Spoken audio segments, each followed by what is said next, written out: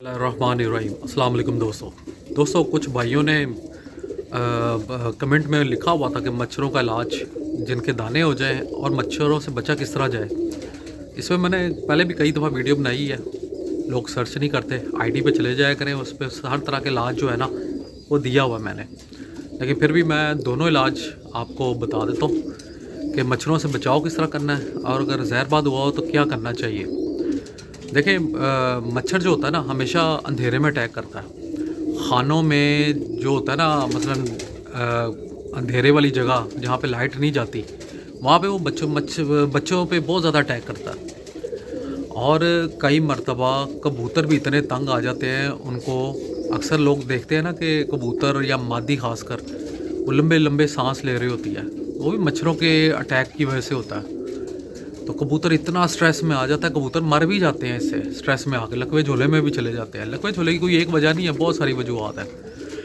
तो मैं आपको एक स्प्रे पहले बताता हूँ और ज़रूरी एहतियात भी बताता हूँ। आपने पहली बात है कि जब खुडे हैं ना, गर्मियों में दूधिया लाइट चलती है जिसे सफ़ेद लाइट कहते हैं, और जबकि सर्दियों में वो चलती है लाइट, वो सन लाइट जिसे कहते हैं, पीला बल्ब जो होता है वो चलता है, क्योंकि उससे ज़रा हीट मिलती है। सर्दियों में जो है, गर्मियों में जो है ना वो आपको दूधिया करना है ताकि कबूतर गर्मी महसूस ना करे। एक तो आपने लाइट लाजमी लगाए रखना है। फिर भी कुछ हिस्से होते हैं खुडों में जहाँ जो बच्चे निकले होते हैं वहाँ पे अक्सर वो लाइट इतनी ज़्यादा जाती नहीं है, तो वहाँ पे फिर मच्छर जो है अटैक कर देता है। तो उसके लिए आप ना क्या उसका नाम, मैं आपको एक तरीका बताता हूँ, एक स्प्रे है। आपने तकरीबन 1 लीटर डीज़ल ले लेना है, 1 लीटर डीज़ल, उसमें आपने आधा कप जो है ना वो फरनैल लिक्विड जो है ना फिनिश वालों की फरनैल लिक्विड, वो आपने मिक्स कर लेना है। ठीक है, ये आम दुकानों से मिल जाती है, घर में अक्सर पड़ी होती है। तो ये दोनों अच्छे तरीके से मिक्स करें, 1.5 लीटर वाली बोतल में डालें, उसको अच्छे से शेक करके खुडे के हर कोने में स्प्रे कर दें। और क्या उसका नाम, खानों में भी कर दें, कोई प्रॉब्लम नहीं होती, बच्चों को कुछ नहीं होता। उससे ये होगा कि आप दरवाज़ा आप खुला रहने दें, आप खुद देखेंगे कि मच्छर बाहर बाहर ही रहेगा, अंदर नहीं जाएगा। दूसरा, तेज़ लाइट जो होती है ना हमेशा दरवाजे के पास लगानी चाहिए।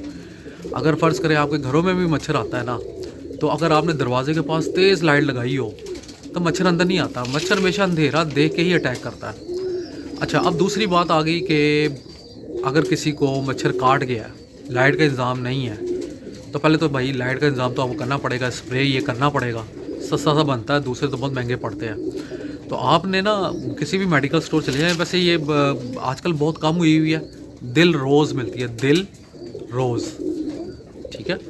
तो दिल जो ये हमारा दिल होता है, ये दिल रोज़ इस नाम से होता है, ठीक है। वो लिक्विड सा होता है, आपने वो जो कानों वाली तीलियाँ होती है ना, वो उसके अंदर डुबो के जिधर जिधर दाना है ना वहाँ पे लगा देना।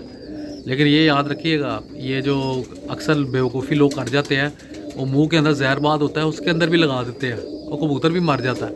वो ये अंदर के इलाज के लिए नहीं है, ये सिर्फ है कि चूंच पे निकला है, आँख पे निकला है, परों पे निकल आता है, बीट वाली जगह पे, ख़ासकर जो सबसे ज़्यादा बीट वाली जगह है ना वहाँ से होता है, बच्चा बर्बाद हो जाता है। तो आपने उस जगह पे ये लगा देना है, रोज़ाना लगा दिया करें। तो ये इसकी ये क्वालिटी है कि ये बिल्कुल खुश्क कर देता है और आहिस्ता आहिस्ता वो झाड़ देता है। 5-7 दिन करना होता है और आपको खुद वाज़ेह हो जाएगा कि पंजों पे हर जगह पे लगाएंगे ना तो वो बिल्कुल सुखा देगा।